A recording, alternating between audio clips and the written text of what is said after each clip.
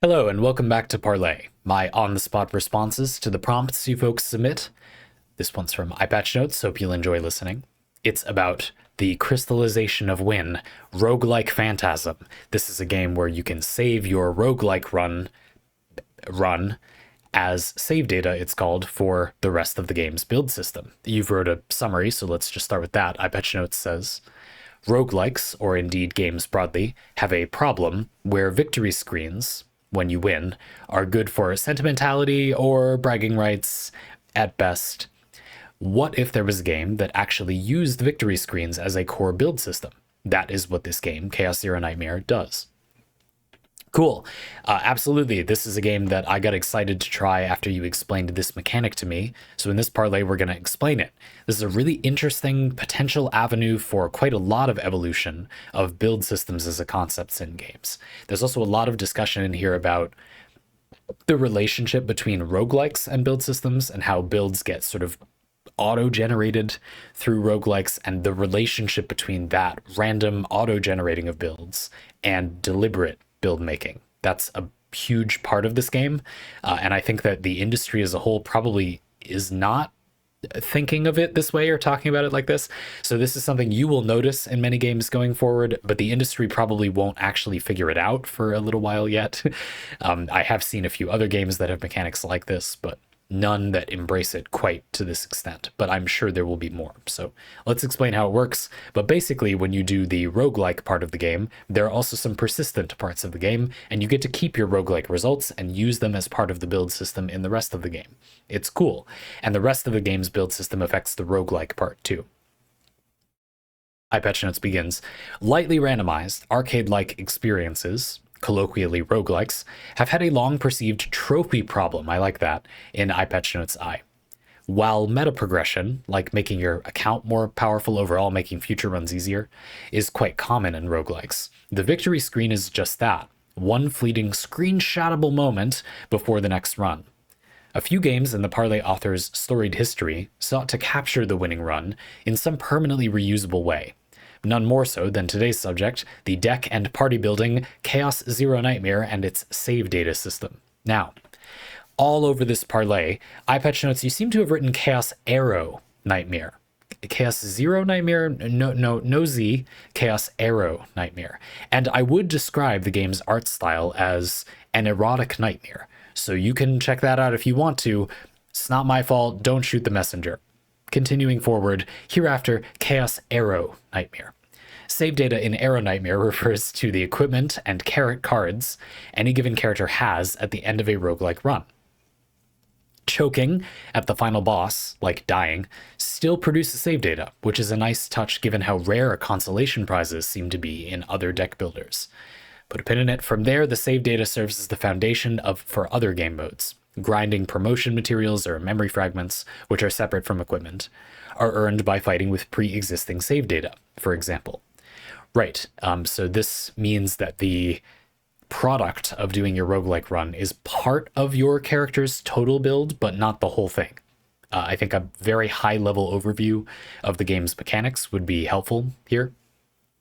There are 1, 2, 3, 4, 5, 6-ish parts to the game's build system for a character. One of them is your deck, the cards in your deck, and another is the equipment. 3 pieces, 1 weapon, 1 armor, and 1 trinket, little mini gear system. And those 2 parts, your deck and your little mini gear system with 3 pieces, come from the roguelike game mode. You can't do anything to influence what you have on your character for them any way other than playing the roguelike. You can't like buy or grind for cards in the rest of the game. You determine what your character's cards in their deck are by playing the roguelike. Even in other game modes, in the roguelike you start with a starter deck and evolve it over the course of the run. In other game modes you start with save data. So again, there's no way to progress those parts of the build system outside of the roguelike.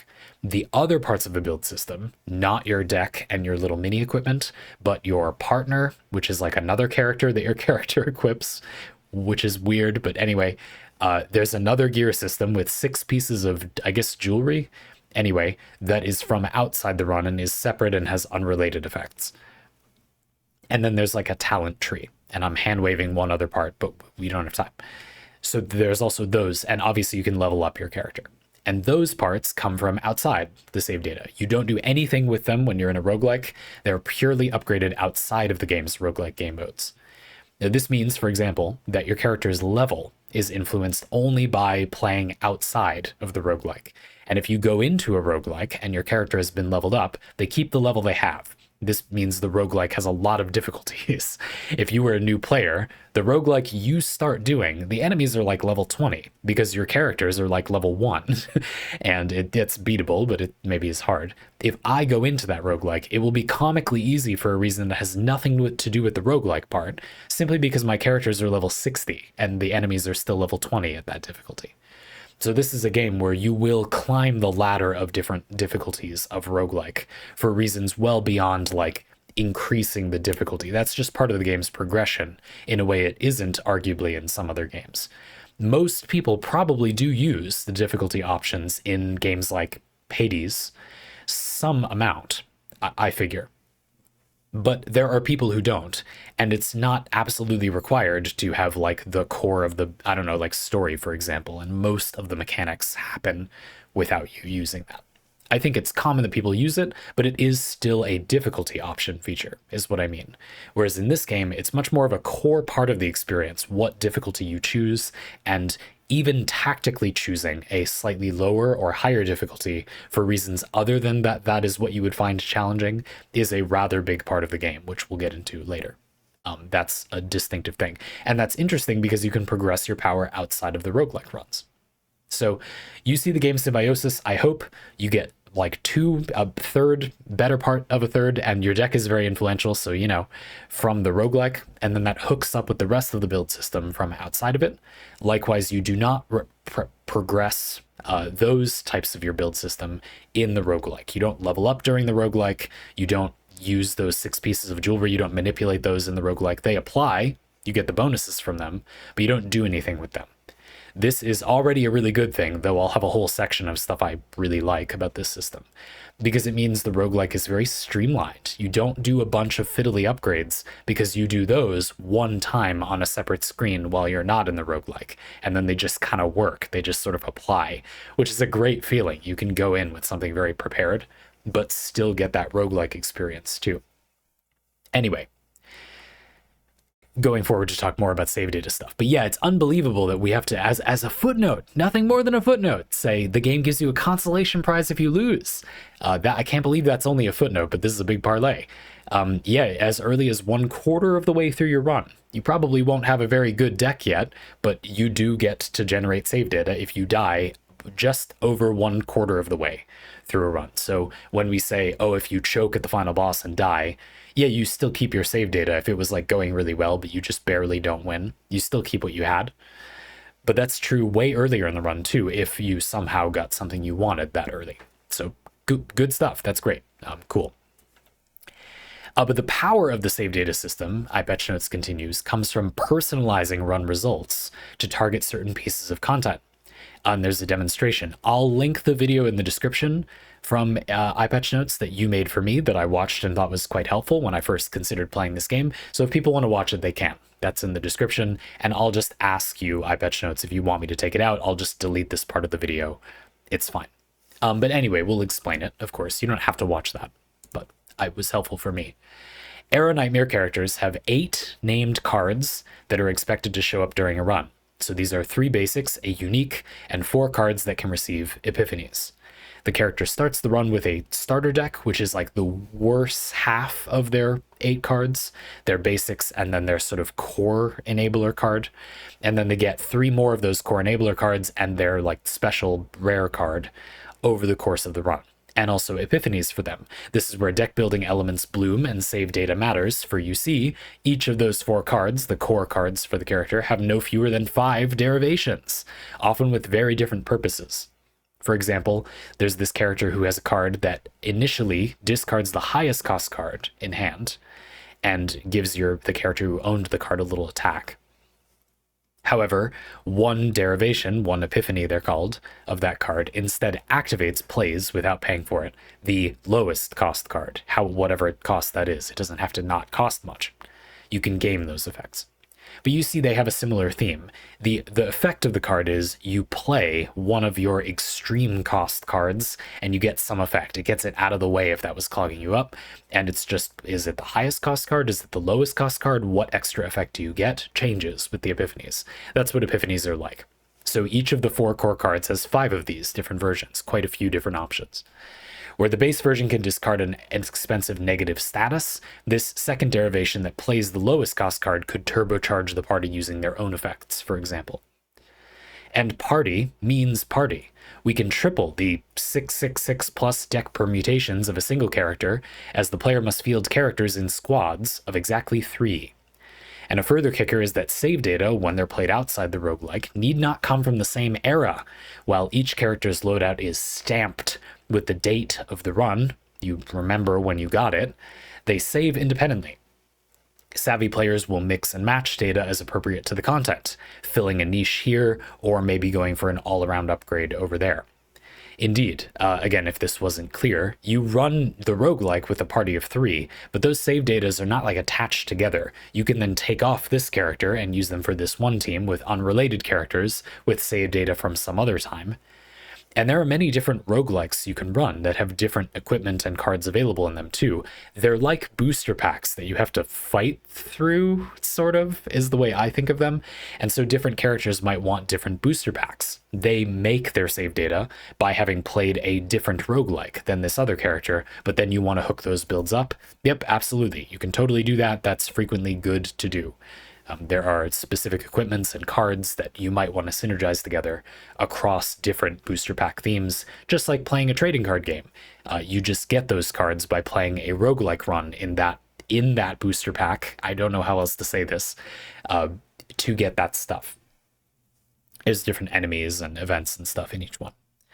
So you get the idea. That's how you create those things. And there's quite a variety of different effects you can have, such that just the character having one card that says it does this, and that doesn't work well in your strategy, doesn't necessarily mean the character isn't useful to a given team. You could get a different epiphany of theirs that does something different with that effect, inverts it or remixes it somehow, or you could just delete the card. Remember, this is a deck builder roguelike, right? If you've played any of these, and by now roughly everyone in existence has, no offense whatsoever if you haven't, I think that's amazing. I'm just saying they're very popular. Then you're familiar by now that removing cards is about the best thing you can do in these games. You want to draw the cards that are the most effective the most often. It's no different than why you want to have the smallest possible allowed deck when you play a trading card game like Magic or Yu-Gi-Oh! You're making it the most likely that you draw your best cards only. Though it's not unheard of for people to slightly fiddle with that amount, obviously it's not some sort of group hallucination that people mostly have the minimum number of cards in their deck. And when they don't, it's usually for a pretty specific identified reason. They're 99+% of the time, you could play professional Magic your whole life and never see anyone who has a deck that is not 60 cards, because it doesn't really make sense to not do that most of the time. Go figure. You never see someone in standard competitive play. You know what I mean, Magic players, come on. And so here, obviously, one of the things you can do is remove cards. So if a character has, 3 of their 4 cards are really good for your strategy, but one of them kind of clashes, you can just remove that one and have the character have all of their cards in their deck in this derivation with this save data be good for that or the other strategy. And then maybe you want that card back for a different one, just make a different save data and save that. I'll just put an aside here that this game would be rendered unplayable very quickly if they didn't give you a rather robust feature for keeping track of your different save data. They let you use like a little image editor, and you unlock like stickers and little backgrounds that you can use solely for the purpose of customizing a little thumbnail, a little image that you make out of pre-designed assets in the game. You get these for free. You just get them by playing the game. They're not microtransactions.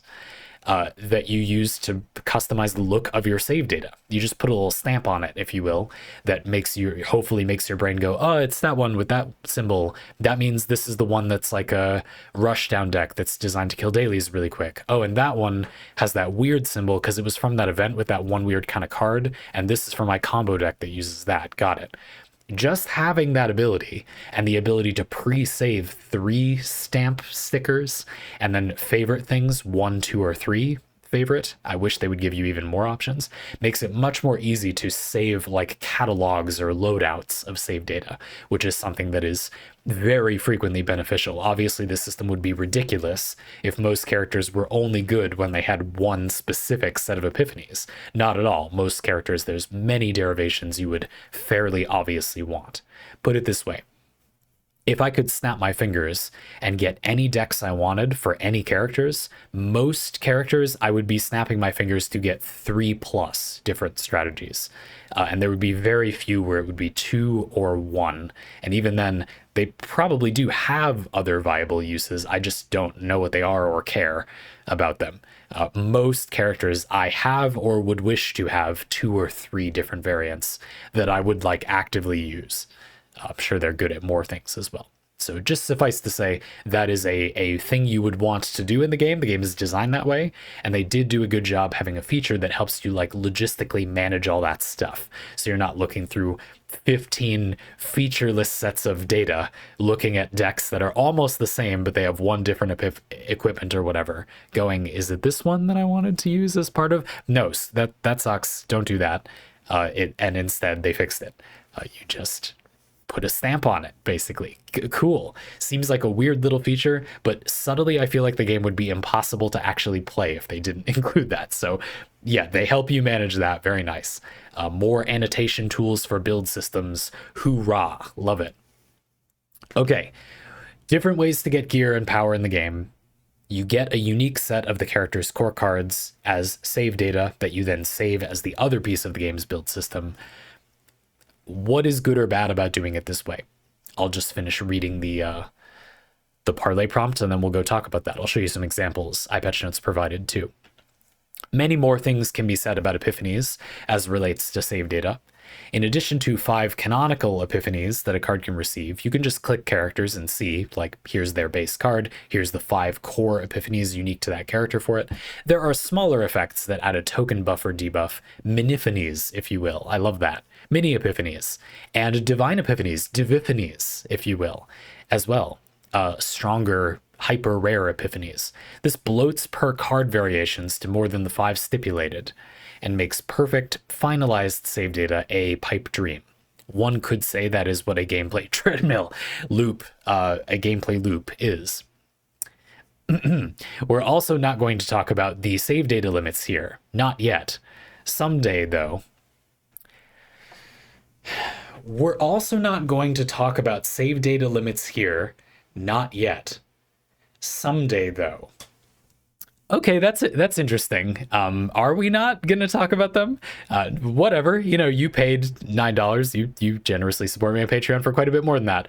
You paid $9. I guess we're not talking about save data. So this is me not talking about save data. I do still think it's worth knowing, for prefacing the conversation, that there is a limit that exists on this. We don't have to talk about it in great detail here. And I think part of what's motivating you to say that in this case is that they have announced that they're changing it a little, but I think mostly for the better. So it doesn't really invalidate this that much. I think that people listening to this would benefit from knowing this system exists on some form. So I'm going to talk about it for like a minute, and then fine. So as you say, it does make some sense to not talk about it more here. We're just focusing on the high level thing the system does. So this is an important detail, but the nitty gritty details are not a huge deal. Just know that, as I was describing before, because you level up your characters and stuff out of the roguelike game mode, there are many different difficulties of the roguelike game mode, and you'll want those because they each give you a different budget for how good your save data can be. When you run a higher difficulty, you can do more good stuff to a character's deck and equipment and still keep that save data. So just to explain what I mean, remember it's a deck building roguelike. So more stuff doesn't mean more cards necessarily.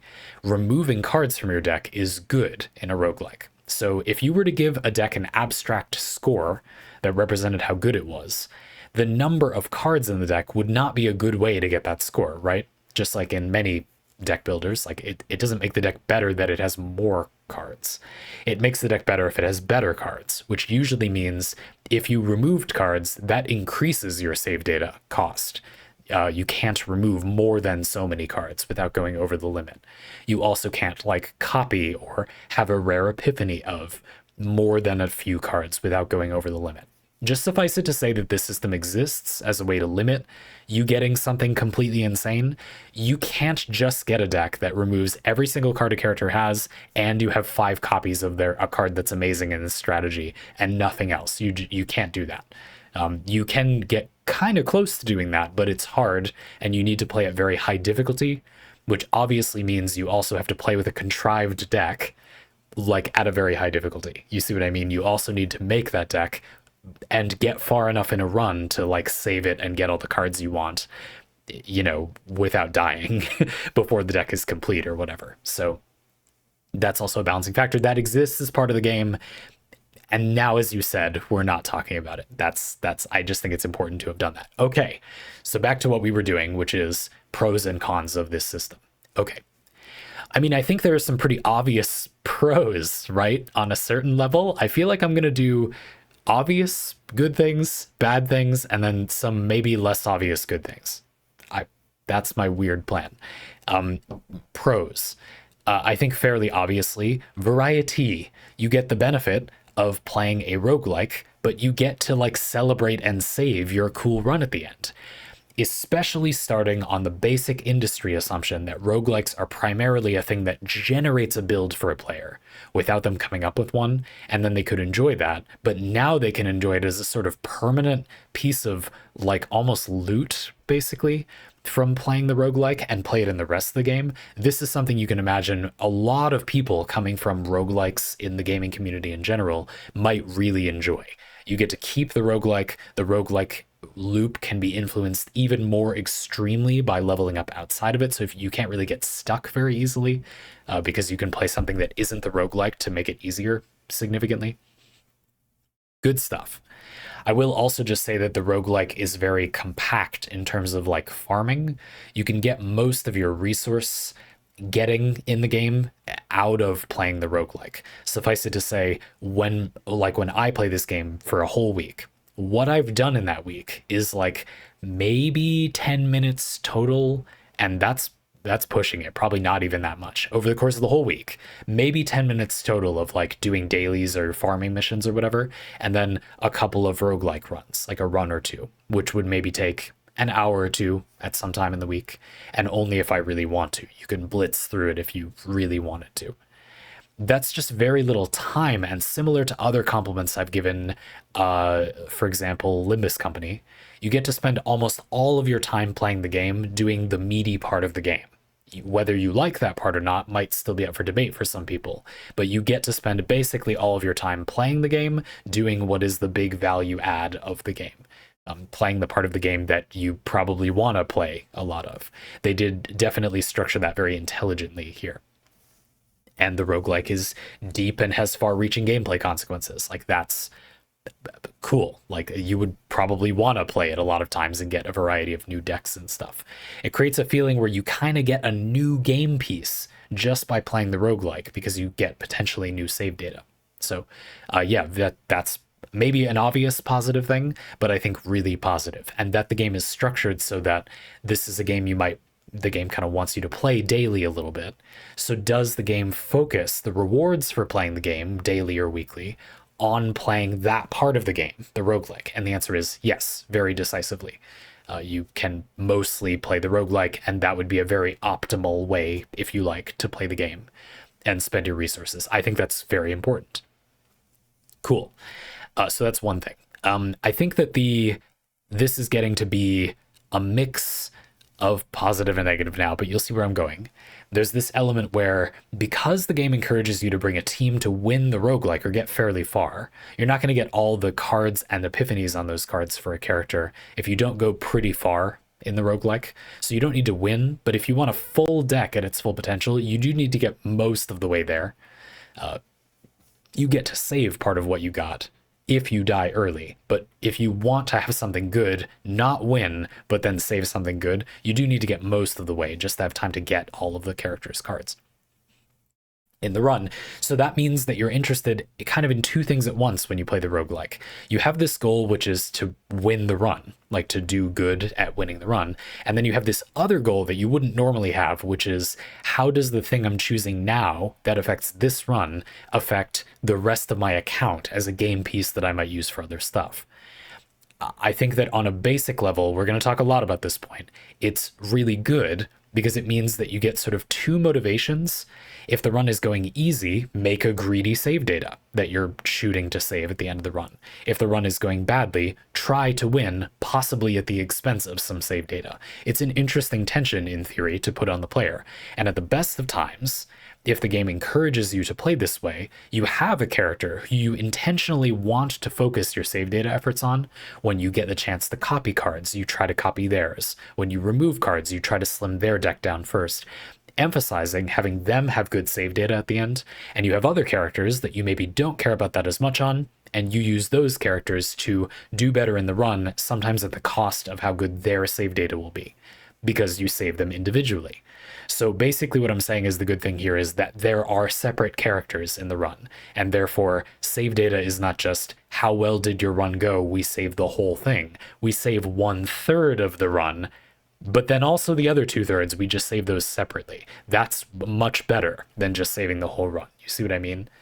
You can then kind of shaft a character's deck if it benefits the run, and have that enable you making a character's deck really nicely tuned for save data. This is a really interesting mix of motivations that I think can, in theory, again, big asterisk, there's still more stuff to unpack there, make the game fun in a way that it isn't in other roguelikes. And also buffer for, again, you're having a bad run or a good run, you have a knob to turn that you normally don't. You can sort of switch your priorities slightly, which I think is really interesting. Good stuff. Good amount of variety. You get that benefit of emergently creating a build, but then you let the player keep it.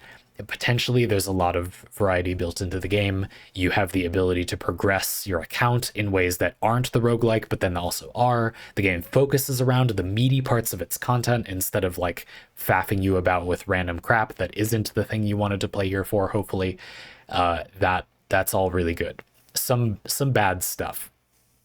Well, at its worst, it's encouraging you to play in a pretty contrived way, and playing it as a completely normal roguelike and then just kind of hoping that you get good save data is a thing you can do, but it's much less efficient than doing something else, which I will now explain in some detail, because it's an important part of the game. Yes, we've reached the middle of the parlay, where we're going to talk about optimizing for getting good save data.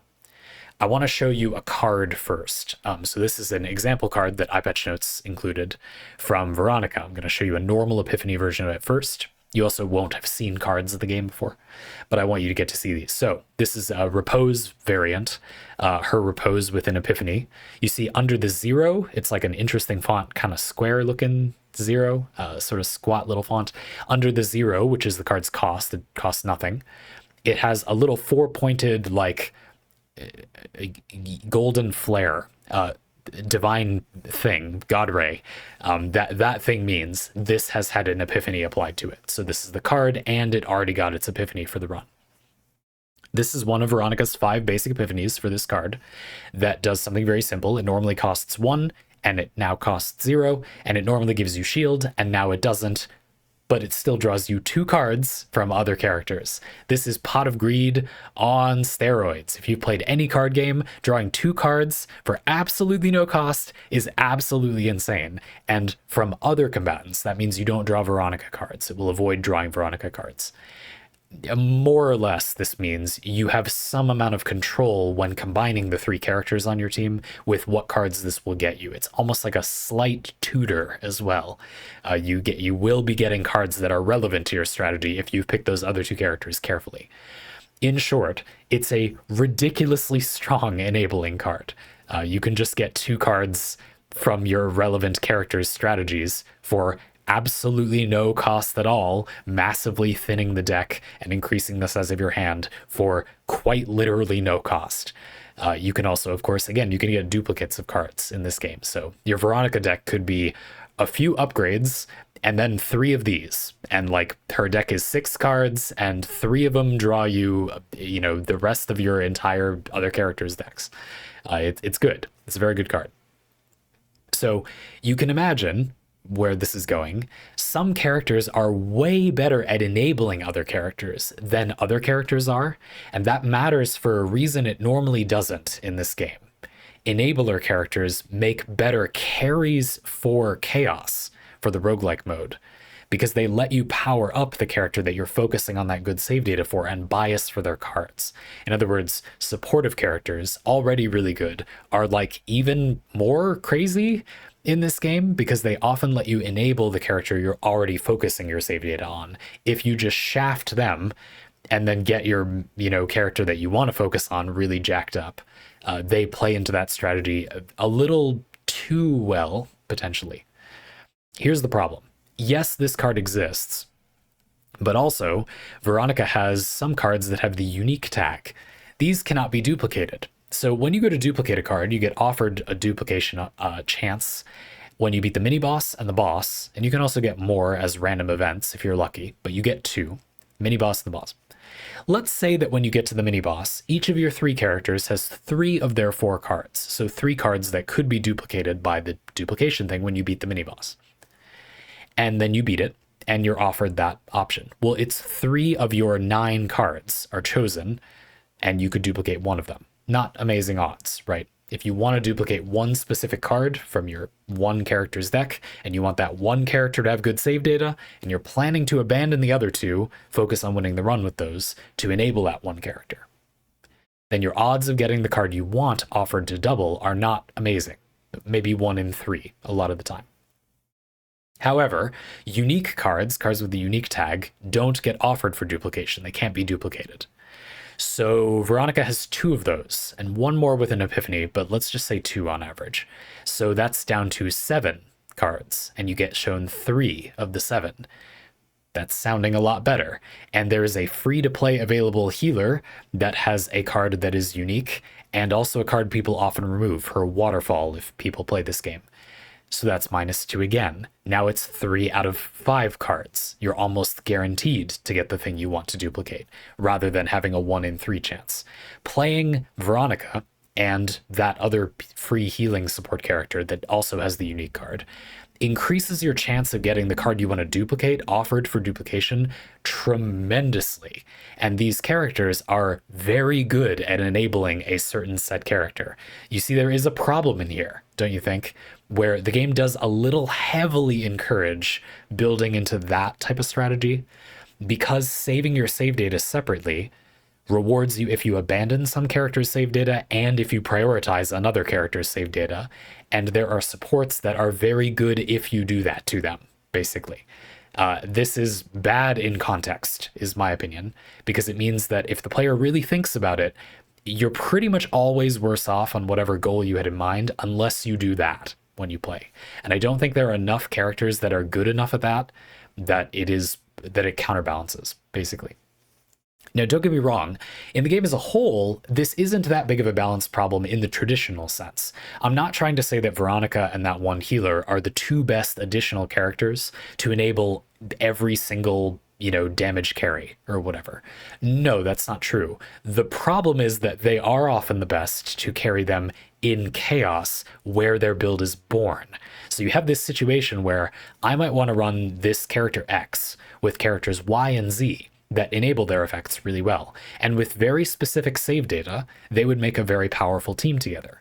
However, it is so vastly inferior to run characters X, Y, and Z as a chaos team together to get their save data that I'm going to want to run character X with Veronica and this healer, and then character Y with Veronica and this healer, and then character Z with Veronica and then this healer. But wait, character Z doesn't actually do that much damage on their own, so now we got to finagle a way for them to get their save data, and you can see where this is going. The dark side of getting the appeal of the roguelike and the save data at the same time is that you may feel like you can't actually do either of those things very sincerely. You kind of have to always be doing both with all of your decision making, and there are characters who, if you consider them for both halves, save data and carrying through the chaos, they're a little bit too strong. They're they're much stronger than everybody else. So that is a unique balance problem. Now, it's not a huge deal. The game is kind of new. Here's my thing. Balance is a pain point for many games, and a lot of games get in the ballpark by just copying the homework of other games. But this is harder homework to copy because this game has some weirder mechanics that are currently not that popular. There aren't many other games to copy from, which means that not doing it the right way, which is by just thinking it through and balancing it, and instead just like copying the homework of the industry and trying to make it in the ballpark of being balanced, is less likely to work. I'll say again, there are a lot less contemporary examples of games that work that specific way with the save data in the roguelike, and then that carries over the rest of the game. So the game would need to do more of its own theorizing and inventing the theory for balancing that out, rather than taking inspiration from games that have come before as much. And I don't think the industry is very good at this at the current time. So I think we can count on it being a significant design hurdle for this game going forward. But it is still very new. I think it is time to say, let's see what they put out over the next year or whatever. It's way too early to say like, oh, this sinks the whole ship. Like, no, but I do think it's a meaningful problem right now. And I will also say that were you to be part of the like mainstream community for this game, note that a lot of people don't think about Buildcraft as much as we do. I'm not sure that's necessarily a good thing here though, because it just means that they don't know that this will be a problem for them later. And currently, I bet if you said this to most of the community, they would go, oh, no, it's not, that doesn't bother me. Yeah, no, that's not what I'm talking about, though. I'm saying I think it's more of an objective concern. We will all end up at the point where we're at the end of the log ride saying, there was a few too many logs and boulders in the way, and I want to go again, but I don't want to, like, bonk into stuff along the way down. And I just haven't done the log ride enough times that I'm sick of that feeling, but I will be getting nauseous if we do this a few more times. And so I believe this will be a problem that will persist. They're not going to get a lot of negative feedback about it as soon as they ideally would, because a lot of people maybe aren't at the point where they understand that as a frustration yet, or can't put words to that. And the industry provides very little outside guidance for them. I suppose me making videos could be some meager resource, but I have never heard of anybody else discussing this kind of thing, so go figure. I think that's bad. But it's not a huge deal. Just overall, it's this concern that you have to play in a kind of contrived way sometimes to gain rather massive benefits for like the efficiency of your account. And on a basic level, when you want to make a certain team, I think it's just kind of fun to get to run that team together as it is, as you want to play it in chaos. And you certainly can do that. It's just that a lot of the time that's a lot less efficient. The game doesn't really reward doing that much. You might be able to fix this for all my doom and gloom with a very simple system. Something as simple as make the player get a little reward or a little boost if they don't run the same characters in chaos over and over again. That might be enough. That little push might be enough.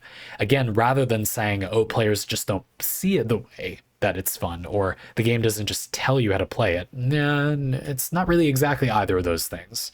I'm just saying I think getting the game to encourage you to play the way that it shows its strengths in would be good. Like encourage you with rewards, like meaningful, calculable rewards. The game gives you items for playing this way. The game is now about playing that way. I think the game is at its best. Most of its design actually works better when you play where you have some characters you consider for save data and other characters where you don't. But the game doesn't really reward or push you to play that way that much, while also not being that well balanced if you do think about playing that way. And I think this is bad, and it would be much better if it wasn't like that. But it's kind of two problems, isn't it? I see this as being something that won't be picked up for a while, I guess. So who knows? I don't know. I guess we'll see. That's kind of a big complaint. That's one of my only ones. I think it's really good. You often want to run the exact same roguelike. This is a bit of a flaw. I said before that you can think of the different roguelikes, 6 of them right now, and it seems like they're going to add another one every season, as different like booster packs, but you have to fight through the booster pack to get them. So at the moment, the problem with that is that for many builds, you do benefit from one specific pack, one specific booster roguelike has some upgrades in it or some cards that would be good for your build or are necessary for your build to work. This means that if you try to farm good save data for that build, all the stuff I said before applies, plus you really want to spam that exact same roguelike and do the exact same thing over and over and over again. Which obviously that's not as fun as having it be that you could do a variety of content, but still be able to get that build you want. You see what I mean? I think that's a fairly big flaw with, again, potentially a really simple solution. Just allow the player to swap the like rewards from content and the flavor of content. Lore-wise, this is a little, but they already have this thing in the game that is like a simulator that creates kind of mashup roguelike run options. I don't see why there couldn't just be some resource you spend that for this run, not every run, but for this run, you spent this resource, which is limited in some way, and now you can mix and match what booster pack of items and what booster pack of enemies you fight in the content, allowing you to farm something and occasionally not play the exact same content without getting different rewards. Does this make sense? I feel like that would be a pretty easy fix. I wonder if they'll do that in the future, but as it is, if you want to make a deck deliberately, this is that sad thing where thinking about the buildcraft makes the game a little worse currently, because you will want to play the game in a less fun way by doing the thing that the game encourages you to do. Let's actually take a step back and ask if the game is encouraging you to do that. So as a transition from my bad stuff into maybe more complicated, but I do think this is good stuff. Let me talk a little bit about what I mean when I say the game is about making a specific build. So you think about it more, it gets less fun. What's the general public going to say? They're going to say, well, yeah, that's the wrong way to play the game. Now, usually people are just being dismissive when they say this, and I think it's helpful to understand that as a part of language. When you make a complaint on the Reddit, I don't know why you would, but let's just say you do that for some reason. I don't. People will be out of touch and tear you an asshole for no reason, and they're going to say something like, oh, but that's not a problem, just do this. And what they're saying is not, your problem doesn't exist. What they're saying is, I like the thing, so I want to say that your problem doesn't matter, and I'm just doing it the right way, so that I can pretend that there just isn't anything wrong with my activity. I feel like you're threatening a thing I like, which means you're threatening me. But this is all very immature. Like, no, they're not. They're just saying something they think could be better in the game's design.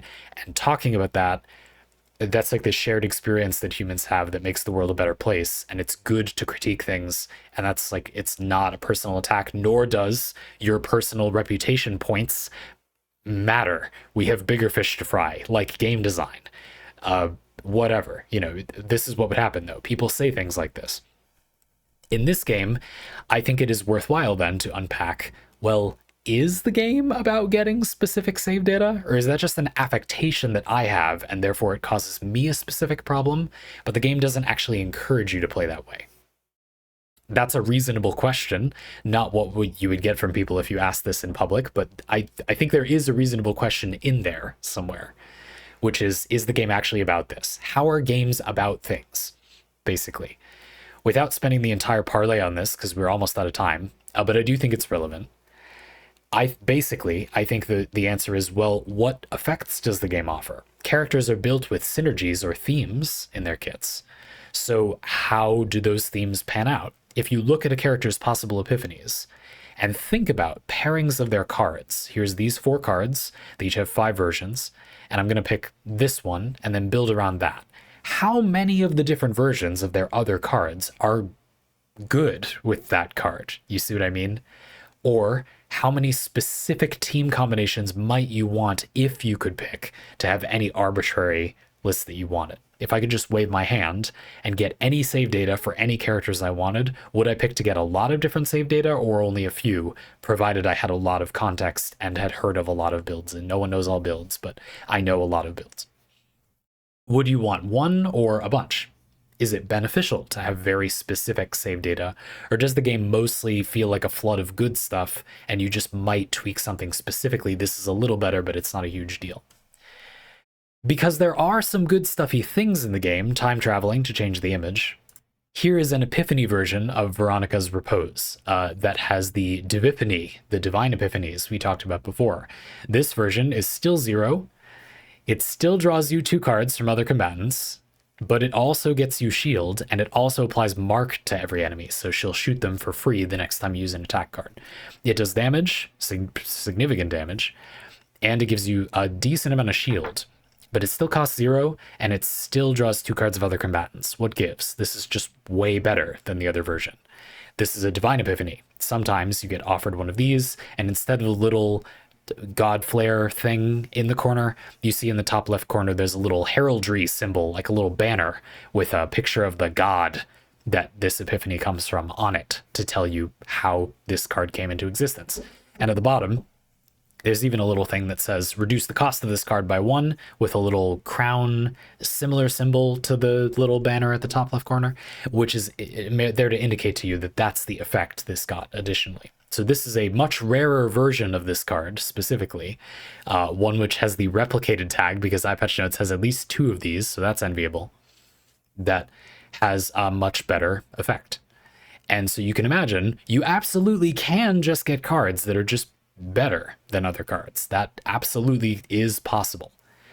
The reason I make this point here, besides just I wanted to show you that somewhere, is this point I'm making. So is this a game where actual very specific combinations of save data really matter that much? Or is that just something some people want because they're perfectionists, but the game doesn't really reward you using that much? Like, how powerful is it to really care about that? Well, first of all, unfortunately, a lot of the cards that are just stronger good stuff are very specific save data. So even if you wanted, like, oh, I just make the most powerful deck I can, that is very specific save data. Like that's the same thing as this.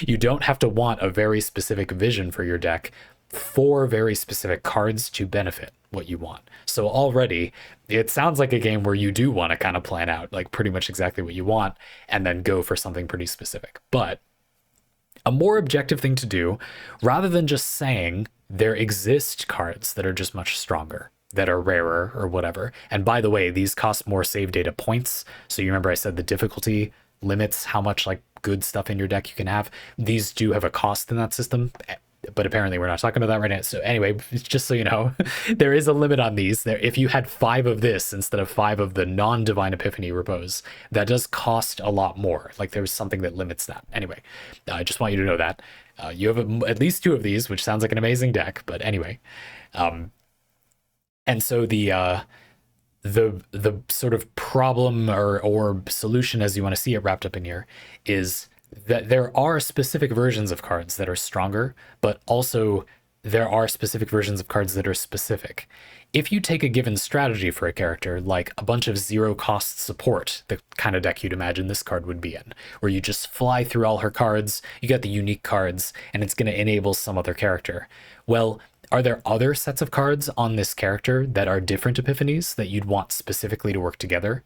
Or how about that example we gave before of the card that discards the high cost card or activates the low cost card? Well, do that character's other cards support one strategy mostly, the other strategy mostly, or are there a few cards that specifically support the one and then the other?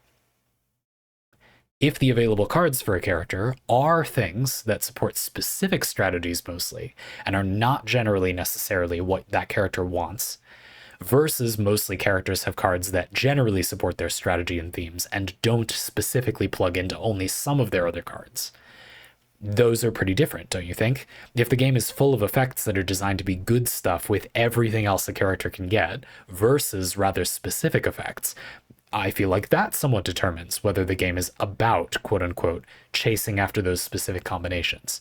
And I think that the game is about that. If you look at those combinations of epiphanies, I feel like you can see through lines where you kind of want these for that strategy, and then these for that strategy, and then maybe this one's a little wider, but you kind of want one of these 2, this one of these 3, and then one of these 2 for that one other strategy. So that one's a little more open-ended and good stuffy, but still asks you for relatively specific enabler effects. You see what I mean? There's a good amount of characters where you kind of just want to get this and that card out of the way of their deck and get some modest effect on your way through that card. And there will be a few variants that do that. But then for this card, you need some specific effect that it only has in this one of its 5 epiphanies. That's a pretty common thing. Or a character will have an upgrade. You just turn everything into upgrades. These are buffs that you play once and then they're removed from your deck. So it's a really good way to get a character to have cards out of the way while still getting useful effects. Just pick all the upgrade versions of their cards, or, you know, the ones that work well together or whatever. They often have multiple. And so, yeah, I think the fact that the game is like that does heavily push it in the direction of people aren't just broken. I mean, they are. We are collectively, and want everything to be perfect. Like, fine, sure. But the game does quite directly encourage that behavior as well. So adding amenities that make it so that's easier to fiddle with is important. That's not just something where people are like, have an affectation and want to play the game that way. It is a thing about the game, I would argue. So I do think that's a flaw over here. But to finish up the parlay, yeah, actually, I think it's kind of cool too, though, because it means that sometimes you fork into a thing you didn't expect to. You get a good stuffy epiphany, and enough characters have relevant strategies where there's some good stuffy epiphanies for them. But then you get a key epiphany, and it's on you a little bit to go, ooh, this means that combined with what I have so far, you could make a pretty reasonable version of this archetype of deck. Let's go make that. Giving the player some kind of tool to help them remember that they have all those things in mind. Okay, you know, basically no games do that, but it would be valuable in this game. And they did do that thing with remembering the save data. You know, you can make a little icon I described to you, the little thumbnails you can make for save data. So, yeah, you know, I don't think it's that unreasonable to ask for a feature like that. But I do think it can be a fun part of the game at the end of the day, that you sort of look for archetypes appearing in the wild. If you played something like Magic the Gathering Draft, for example, you might know this feeling, where you have to look through a semi-random pool of cards and try to use your human pattern recognition to find a coherent strategy therein. There is a little bit of that going on here that I think is cool, actually, when it's not in the way. If it wasn't in the way of me grinding the builds I want for utility to just get stuff done, if that was all out of the way and I was just playing for fun and occasionally I'll make a new build, the game has been stabilized for me. I think I can see myself really liking even the game wanting you to go for a relatively specific strategy. I found lots of synergies in this game that I did not think of at all from the outside because the game gave me random options I did not plan for. And as a person who plays games where you make builds for a living, I honestly have not had that happen to me in almost any other game. I almost always think of the synergies before they happen to me in most games. This game has some particular combination of saucy ingredients, like inexplicable haute cuisine, where when you combine them together, for some reason, it does provoke a lot more, much more detailed ideas from me than other games have. And I'm not sure I can entirely explain to you why, if it even is a thing about the game, that is, but I do think it's a little bit about the game, and I think it's about that stuff about the game. There you go. You didn't ask me to make this a video where I pitch Chaos Zero Nightmare, but that's what I would do if somebody asked me to do that. I think it's good at those things, and it's very specific, and if you're a perfectionist, it will push your buttons until you are in the 7th circle of hell, so probably don't play it. If you want to learn not to be a perfectionist, talk to your therapist, but like, maybe that's not a bad idea. Maybe we should play this. I don't know. I don't know your life. Thank you for the parlay. I, if you can't tell, sincerely enjoyed talking about this at great length for the duration of a parlay, and I think we did a good job with explaining that stuff, given that it's a topic with huge scope. I hope you'll forgive me for trimming off. There's a brief little author's thoughts section we didn't get to, and I paraphrased your section on the Divine Epiphany from Veronica. I hope that's okay. I wanted to give you enough content of me thinking through the pros and cons of the system as possible, because that's what I think you want from this parlay. We'll see if that was correct. Folks, if you'd like to submit your own parlay like these ones, this felt like several. There's a lot of topics in here. I would love to do a whole thing just on the consolation prize topic as well. It sounds like we might be doing a whole thing on the save data topic, which I would be very down for, just saying. That sounds great. I have half a mind to just also make that myself as a video. So you want to compete, we can race. You'll probably win. Submit whatever you want. Doesn't have to be a well thought out video essay script like this was. I have a lot of respect for that. That's cool. I would like to say that it might be misguided to think this is then easier to do, but I thought this was a pretty smooth parlay, personally. Very nice. Just to say, it doesn't have to be that. You can write a 1-sentence prompt. How about them? How about them weather patterns lately? You know, whatever. Do whatever you want. But if it's going to be another essay like this too, also very welcome. Would love to hear about it. It's been a fun way to actually have gotten a lot of game recommendations from these. That's delightful. Link in the description if you want. We'd love to have you. See you in the next one.